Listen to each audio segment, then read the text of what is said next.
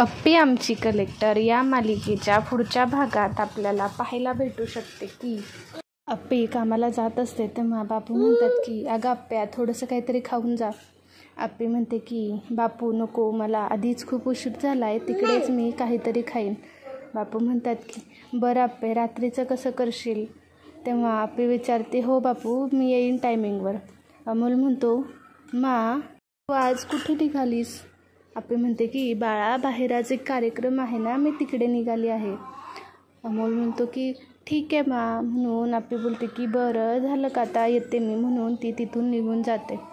अर्जुन मनाशीच म्हणत असतो की आज काही झालं तरी अप्पीची ही माफी मागितलीच पाहिजे, त्याशिवाय माझ्या मनाची रुखरुख थांबणार नाही. म्हणून तो सुद्धा आपलं उरकून आपल्या चौकीत निघालेला असतो. तो निघाल्यानंतर अमोल त्याच्याशी काहीच बोलायला आले नाही किंवा सकाळपासून भेटला नाही, म्हणून अर्जुन अमोलला भेटायला जातो. अमोल अर्जुनशी बोलत नाही. अर्जुन म्हणतो की बाळा अमोल तू माझ्यावर रागावला आहेस का. अमोल म्हणतो की मला तुमच्याशी बोलायचं नाही आहे. अर्जुन म्हणतो बाळा मला माफ कर, मी तरी काय करू तूच सांग. अमोल म्हणतो की बाबा तुम्ही काल खूप चुकीचं वागलात, तुम्ही माशी असं वागायला नको होतं, यात माझी काहीच चूक नव्हती. अर्जुन म्हणतो की हो बाळा मला माहीत आहे आणि मी आज माझी माफी मागणार आहे. अमोल म्हणतो की बाबा तुम्ही दरवेळेस चुकीचं करता आणि माफी मागता, पण तुम्ही कधीच माझी बाजू का घेत नाही. ती रुपाली काकी आणि आर्या मावशी सारखं तुमच्या आणि माझ्यामध्ये का येतात. मला त्या दोघी अजिबात आवडत नाहीत. अमोल म्हणतो की अमोल असं नाही बोलायचं, त्या मोठ्या आहेत की नाही, मोठ्यांना असं नाही बोलायचं. अमोल म्हणतो की हो माझी मा नेहमी म्हणते की मोठ्यांचं ऐकायचं असतं, पण बाबा मोठे सारखेच कसं चुकतात. मा तर म्हणते की मोठे सगळे बरोबर असतात. अर्जुन म्हणतो की बाळा मनातल्या मनात म्हणतो की बाळा आता मी तरी तुला काय सांगू. काल खरं तर हा सगळा प्रकार घडला तेव्हा मी अप्पीची बाजू घ्यायला हवी होती, पण परिस्थितीच माझ्यासमोर अशी आहे की मी ना आर्याची बाजू घेऊ शकते ना तुझ्या माची बाजू घेऊ शकते. त्यावर अमोल म्हणतो की बाबा मला खरंच तुमच्याशी बोलायचं नाही, मला तुमच्यावरचा खूप राग आला आहे. मा तुमच्याजवळ येण्यासाठी किती प्रयत्न करते आणि तुम्ही माशी नीट बोलतसुद्धा नाही. अर्जुन म्हणतो की बाळा मी तुला प्रॉमिस करतो की आजपासून मी तुझ्या माशी कधीच भांडणार नाही, व्यवस्थित बोलेन. अमोल म्हणतो का खरं ना. अर्जुन म्हणतो हो खरं. गेला का आता तरी राग माझ्या बाळाचा. अमोल म्हणतो की हो गेला, पण तुम्ही मला प्रॉमिस करा तुम्ही जे आत्ता म्हणालाय तुम्ही तसंच करणार. अमोल म्हणतो की हो. अर्जुन म्हणतो की हो. अमोल म्हणतो सिम्बा प्रॉमिस. अर्जुन म्हणतो सिम्बा प्रॉमिस.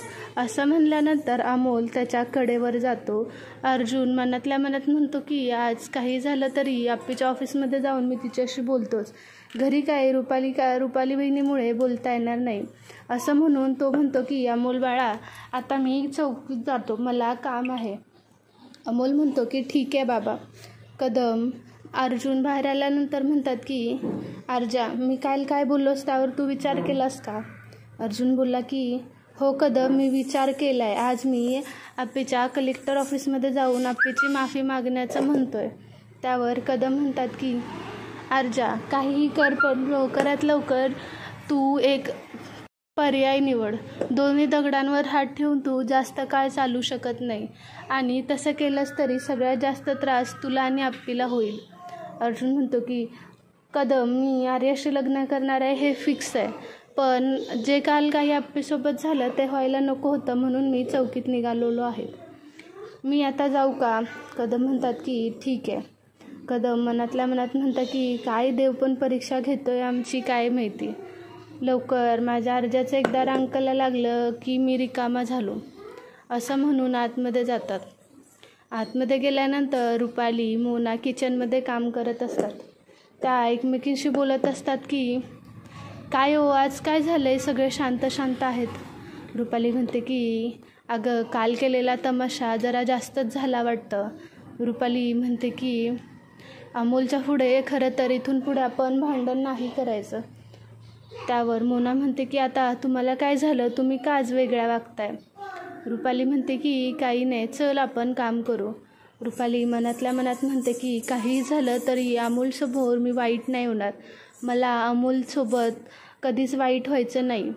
त्यातला माझ्याबद्दल नेहमी चांगलंच वाटलं पाहिजे, यासाठी मी हवे ते प्रयत्न करेन. अप्पीला आता इथून पुढे उघड कधीच काहीच बोलणार नाही. अमोलपुढे तर अजिबातच नाही. ते पोरगं अप्पीवर जरा जास्त जीव लावते. इथून पुढे मी अमोलला हेच दाखवणार की तुझी माँ कशी वाईट आहे, पण हे आता चांगल्या पद्धतीने. मी चांगली बनून अप्पीबद्दल वाईट बनवण्याचा प्रयत्न करणार. नाहीतर हे म्हणत होते सकाळी, मला लांबची काकीसुद्धा म्हणणार नाही, असं हे मी कधीच होऊ देणार नाही. असं म्हणून रुपाली आपली काम करण्यासाठी लागते. अप्पी एका कार्यक्रमात गेलेली असते. कार्यक्रमात तिचं भाषण संपवून ती आपली कलेक्टर ऑफिसला जाते. कलेक्टर ऑफिसमध्ये जरा कामाचा लोड असतो. ती हाय अलर्ट एरियांवर काम करत असते, जेणेकरून पावसाच्या धोक्यापासून सगळेजण सुरक्षित राहतील. आल्यानंतर गायतोंडेसुद्धा तिथेच येतात. गायतोंडे म्हणतात की मॅडम, ह्या थोड्याशा अपडेट्स आहेत, तुम्ही घ्या. म्हणून अप्पी परत काम करण्यासाठी लागते. इकडे अर्जुन चिंचुकेला म्हणत असतो की चिंचुके, काल खूप घरात ड्रामा झाला रे. चिंचुके म्हणतो की आता हे काही नवीन आहे का, ते तर रोजचंच आहे. अपर्णा मॅडम तुमच्या आयुष्यात आल्यापासून तुमचा एक दिवस सुखाचा जात नाही आहे. अर्जुन म्हणतो की अरे चिंचुके, पण त्यात तिची काहीच चूक नव्हती. जे काही केलं होतं ते कदम आणि अमोलने आमच्या दोघांमधले वाद मिटावे म्हणून केलं होतं. चिंचुके म्हणतो की साहेब, तुम्ही काही म्हणला तरी माझा तुमच्यावर आता कधीच विश्वास बसणार नाही की अपर्णा मॅडम चांगल्या आहेत. त्या इतक्यात चांगल्या होत्या तर 7 वर्ष कुठं गायब होता, तुम्हीच मला सांगा. अर्जुन म्हणतो की चिंचुके, ते काही असेल तरी मला असं वाटतं की आज मी तिची जाऊन माफी मागितली पाहिजे.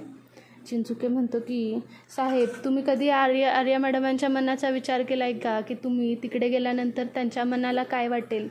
अर्जुन म्हणतो की चिंचुके, ते काही झालं तरी आज मी तिची माफी मागणारच. चिंचुके म्हणतो की साहेब, एक मोठा माणूस आहे म्हणून मी सांगितलं तुम्हाला, बाकी तुम्हाला काय करायचं ते तुमचं तुम्ही ठरवा. हे सगळं आर्या ऐकते. आर्या म्हणते की एवढं सगळं झालं तरी अर्जुनला त्या अप्पीचंच पडलं. त्याने हा विचार केला नाही की आर्याला काय वाटेल, म्हणून तो माझ्याशी बोलायला आला नाही. ह्या अर्जुनवर आता विश्वास ठेवून उपयोग नाही.